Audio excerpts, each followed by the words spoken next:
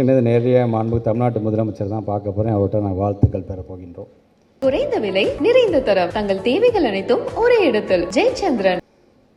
இந்த 234 தொகுதிகளும் நான் செல்லும்பொழுது அங்கே இருக்கின்ற ஸ்டூடெண்ட்ஸோடைய இன்ட்ராக்ட் பண்ணுறது, டீச்சர்ஸோட இன்ட்ராக்ட் பண்ணுறது, CO office, DO office, BO office, அங்கே இருக்கின்ற எங்களுடைய பிஆர்டிஸோடு உட்காந்து பேசுகிறது, அங்கே இருக்கின்ற நூலகங்களுக்கு செல்வது என்று இன்றைக்கி 77 டிஃப்ரெண்ட் கைண்ட்ஸ் ஆஃப் இன்ஸ்பெக்ஷனை முடிச்சிருக்கிறோம்.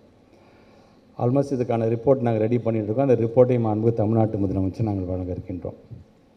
இதில் நிறையா பார்த்திங்கன்னா இன்றைக்கு இப்போ பேஸ்கெட் பால் கோர்ட் நாங்கள் தொடங்கியிருக்கோம். இந்த ஸ்போர்ட்ஸ் ரிலேட்டடாக எழிலன் அவர்கள் சொன்னது போல் ஒரு ஆட்சி மாற்றம் ஏற்பட்ட பிறகு இந்த 3.5 வருஷத்தில் ஸ்போர்ட்ஸ் ரிலேட்டடாக தமிழ்நாடு கவர்மெண்ட் என்னென்னலாம் செஞ்சுருக்குது என்பதெல்லாம் உங்களுக்கு தெரிந்தது தான். குறிப்பாக சென்னையை சார்ந்திருக்கின்றவர்கள் கண்டிப்பாக நம்முடைய ஸ்டூடெண்ட்ஸ் எல்லாத்துக்குமே தெரிஞ்சிருக்கும். நம்முடைய மாண்புமிகு துணை முதலமைச்சர் அவர் அன்றைக்கு எம்எல்ஏவாக இருந்தபொழுது இன்டர்நேஷ்னல் செஸ் ஒலிம்பியாடு வந்து கிட்டத்தட்ட அதை ஆர்கனைஸ் பண்ண முக்கால்வாசி பொறுப்பு அவர் தான் செஞ்சிருந்தார். வெற்றிகரமாக நடத்தியும் காமிச்சார். அதன் பிறகு இங்கே நடந்த F4 கார் ரேஸாக இருந்தாலும் சரி, அது ஏஷியன் ஹாக்கி போட்டியாக இருந்தாலும் சரி, சர்ஃபிங்காக இருந்தாலும் சரி, ஸ்காஷ் இன்டர்நேஷ்னல் போட்டியாக இருந்தாலும் சரி, ஏன் சென்னை கிராண்ட் மாஸ்டர் போட்டியாக இருந்தாலும் சரி, ஏடிபி டென்னிஸ் போட்டி. ஸோ இது எல்லாமே பார்த்திங்கன்னா வெரி ஃபஸ்ட் கைண்டாக நம்ம வந்து செஞ்சு காமிச்சிருக்கோம். ஒட்டுமொத்த உலகமும் நம்மளை திரும்பி பார்க்கின்ற அளவுக்கு பல்வேறு போட்டிகளை இன்றைக்கி நம்ம நடத்தி காட்டியிருக்கின்றோம். இதற்காக இப்போ இதையெல்லாம் தாண்டி இன்னொரு பெருமை, யூனியன் கவர்மெண்ட்டோடைய பார்வையில் நடைபெறுகின்ற கேலோ இண்டியா. கேலோ இண்டியாவில் இது வரைக்கும் தமிழ்நாடு அந்த லிஸ்ட்டில் வந்திருக்கான்னு கூட தெரியாது. பதக்க லிஸ்ட் அதாவது வெரி ஃபஸ்ட் டைம் அந்த லிஸ்ட்டில் 2வது இடத்துல தமிழ்நாடு வந்து நிறைய மெடல்ஸ் வாங்கியிருக்காங்க என்று சொன்னால் மாண்புமிகு துணை முதலமைச்சர் அவருடைய சீரிய ஏற்பாட்டு. இது வரைக்கும் ஏறத்தாழ 680 ஸ்டூடெண்ட்ஸ்க்கு 12 கோடி ரூபாய் மதிப்பீட்டில் இருந்திருக்கு. இந்த ஊக்கத்தொகையை வழங்கி இன்றைக்கி நிறைய மெடலாம் அடிச்சுட்டு வந்திருக்கோம் நம்ம. ஸோ ஸ்போர்ட்ஸுங்கிறது எவ்வளோ முக்கியம் என்பதற்காக நான் உங்கள்கிட்டலாம் சொல்கிறேன். நம்முடைய வகுப்பறையில் நம்ம படிக்கிறது மட்டும் பாடம் அல்ல. நம்மளை பொறுத்தவரைக்கும் ப்ளே கிரவுண்டு அது ஒரு விதமான வகுப்பறை தான். நான் பல இடங்களில் சொல்கிறது தான், ஸ்போர்ட்ஸ் ரொம்ப ரொம்ப ரொம்ப முக்கியம், ரொம்ப அவசியம்.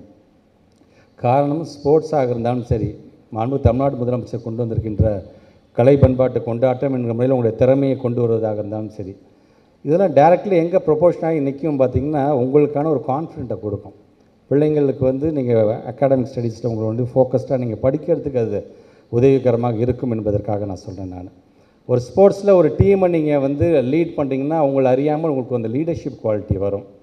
அந்த லீடர்ஷிப் குவாலிட்டி வரும்பொழுது உங்களுடைய பியர் குரூப் மெம்பர்ஸோடு அந்த கம்யூனிகேஷன் ஸ்கில்ஸை நீங்கள் வந்து வளர்த்துக்குவீங்க, இன்டர்பர்சனல் ஸ்கில்லை வளர்த்துக்குவீங்க, இன்ட்ராபர்சனல் ஸ்கில்ஸை நீங்கள் வளர்த்துக்குவீங்க. கிரைசிஸ் மேனேஜ்மெண்ட் ஃபஸ்ட் ஹாஃப் முடிஞ்சு செகண்ட் ஹாஃப் நான் எப்படியா ஜெயிச்சாகணும்னா நம்ம என்ன செய்ய வேண்டும் என்று உட்காந்து பேசுவோம். இது ஒரு டீமை எப்படி பில்ட் பண்ணுறது, மோர் வி தென் ஐ என்று சொல்வது போல் ஒரு விளையாட்டு வெற்றி என்று வந்தால் இது என் டீமுக்கு நான் கான்ட்ரிபியூட் பண்ண, எங்கள் ஒட்டுமொத்த டீமு சேர்ந்தது அந்த வெற்றி.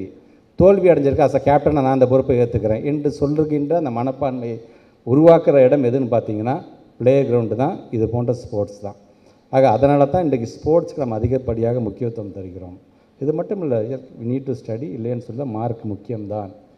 ஆனால் மார்க் மட்டுமே ஒருத்தனை வந்து மதிப்பீடு செய்யுமா என்று சொன்னால் எனக்கு இடம் நான் ஒத்துக்க மாட்டேன். நான் எல்லாத்தையுமே 100க்கு 100 வாங்கிட முடியாது. 100 வாங்குறவங்க இருப்பாங்க, ஜஸ்ட் பாஸ் வாங்குறவங்க கண்டிப்பாக இருப்பாங்க. ஆனால் ஜஸ்ட் பாஸ் பண்ணுற அந்த குழந்தைங்க இருக்கின்ற திறமை 100க்கு 100 வாங்குற குழந்தைக்கு இருக்காது. அதனால் நம்ம பொறுத்த வரைக்கும் படிப்பு அவசியம்தான், அதே நேரத்தில் நமக்கான திறமையை நாம் வளர்த்து கொள்ள வேண்டும். இன்றைக்கி வந்து பேஸ்கெட் பால் கோர்ட் ஆரம்பிச்சிருக்கோன்னா நீங்கள் படிச்சிருந்துருக்கலாம், ஒரு பேஸ்கெட் பால் இந்த கேம்ங்கிறது எப்படி வந்தது, இதில் வந்து இப்போ ஜேம்ஸ் நைஸ்மித்தோடைய வேலை என்னவாக இருந்தது, ஸ்ப்ரிங்ஃபீல்டு காலேஜில் இந்த பேஸ்கெட் பால் எப்படி உருவாச்சு. ஸோ இதெல்லாம் நீங்கள் ரொம்ப சுவாரஸ்யமான ஒரு விளையாட்டு. ஆனால் இன்றைக்கு அது எங்கே போய் நிற்குது? இன்றைக்கி வந்து பேஸ்கெட் பால் அந்த ரிங்கில் நம்ம போடுறோம், பால் கீழே விடுது. ஆனால் ஃபஸ்ட்டு கண்டுபிடிக்கும் போது பார்த்திங்கன்னா வித்தவுட் எனி ஹோல் ஒரு பேஸ்கெட் மட்டும் தான் வச்சுருந்தாங்க.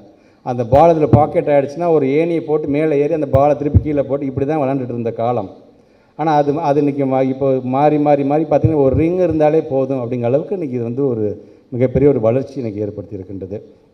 ஸ்டூடெண்ட்ஸ் உங்களுக்கு நான் வைக்கிற வேண்டுகோள் ஒன்று தான், எது செஞ்சாலும் பேஷனேட்டாக பண்ணுங்கள்.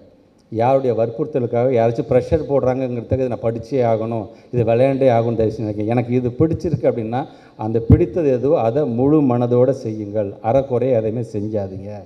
ஏன்னா இன்றைக்கி மார்னிங்லேருந்து நான் ரொம்ப ஒரு பெருமையான ஒரு நாளாக பார்க்கின்றேன். தமிழ்நாடு முதலமைச்சருடைய தொகுதியில் நாங்கள் இன்ஸ்பெக்ஷன் முடிச்சுட்டு அதன் பிறகு நான் நேரடியாக போனது எங்கன்னா சில்ட்ரன்ஸ் டே ஃபங்க்ஷன் ஒரு ஸ்கூலில் நாங்கள் நேரடியாக முடிச்சுட்டு அதுக்கப்புறம் ஸ்டூடெண்ட்ஸ்க்காகவே அண்ணா யூனிவர்சிட்டி கொண்டு வருகின்ற ஸ்டார்ட் அப்புக்கு ரிலேட்டடாக இன்னோவேட்டிவ் திங்கர்ஸ் எப்படி அவங்க திங்க் பண்ணுறாங்க, ஒரு விஷயத்தை எப்படி அவங்க வந்து சாதிச்சு காட்டுறாங்க, அவங்களுடைய இமேஜினேஷன் கெப்பாசிட்டி எப்படி இருக்குது, அது ப்ரோட்டோடைப்பாக எப்படி மாற்றுறாங்க, ரியாலிட்டிக்கு அதை எப்படி கொண்டு வராங்க, பேட்டன்ட் ரைட்ஸ்னால் என்ன, இது போன்ற ஒரு நிகழ்ச்சி. இதெல்லாம் முடிச்சு இப்போ நிறையா ஸ்போர்ட்ஸ்க்கு வந்துடும். கிட்டத்தட்ட எங்கள் டெப்டி சிஎம் கிட்ட வந்த மாதிரியான ஒரு உணர்வு இந்த ஸ்போர்ட்ஸ் ரிலேட்டடாக இன்றைக்கு அதுக்கும் ஒரு நல்ல வாய்ப்பாக ஆல்மோஸ்ட் ஒரு ஸ்கூல் எஜுகேஷனுக்கு என்னென்ன தேவையோ அது சார்ந்து எல்லா நிகழ்ச்சியிலையும் இன்றைக்கி நான் கலந்துக்கிட்டேன் அப்படிங்கிற ஒரு மன நிறைவோடு தான் இந்த நாள் எனக்கு நிறைவு பெறுகிறது என்று நான் நினைக்கின்றேன். வந்திருக்கிற ஸ்டூடெண்ட்ஸ் நம்ம யாரையும் மற்றவங்களோட நம்ம கம்பேர் பண்ணி பார்க்கணும்னு அவசியமே கிடையாது. உங்களுக்கான திறமை உங்களுக்கே தெரியாமல் சில பேர் வியப்போடு பார்த்துட்டு இருப்பாங்க, அது நமக்கு தெரிகிறது கிடையாது. ஆக நீங்கள் உங்களை உயர்வாக எண்ணுங்கள். நான் தான்ப்பா பெருசு, நான் தான்ப்பா அதை சாதிச்சுக்கிட்டது, என்னால் தான்ப்பா முடியும் என்கின்ற தன்னம்பிக்கையை முதலில் வளர்த்து கொள்ளுங்கள். அதனால தான் உங்கள் அனைவரும் இன்றைக்கி சந்திக்கின்ற ஒரு நல்ல வாய்ப்பு.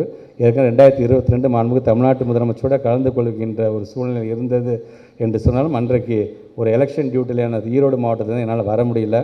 வித்யோதயா ஃபங்க்ஷனை மிஸ் பண்ணிட்டோமே என்கின்ற ஒரு ஏக்கம் இன்றைக்கு இருந்தது என்று சொன்னாலும் இன்றைக்கு அது தீர்த்து வைக்கின்ற ஒரு மிகப்பெரிய ஒரு நாளாகவும் இந்த நாள் அமைந்திருக்கின்றது. ஆக வருகை தந்திருக்கின்ற மாணவ செல்வங்கள், நீங்கள் உங்களுடைய வாழ்க்கையில் நீங்கள் என்னென்னலாம் வரணும், நீங்கள் உங்களோட ட்ரீம் இருக்குதோ அந்த ட்ரீம் அனைத்துமே நீங்கள் நினைக்கிற மாதிரி அது உண்மையாகட்டும் என்ற வகையிலே உங்கள் அனைவருக்கும் இந்த குழந்தைகள் தினத்தில் என்னுடைய வாழ்த்துக்களை தெரிவித்து இந்த உரையை நிறைவு செய்கிறேன். நன்றி, வணக்கம். குறைந்த விலை நிறைந்த தரம், தங்கள் தேவைகள் அனைத்தும் ஒரே இடத்தில். ஜெயச்சந்திரன்.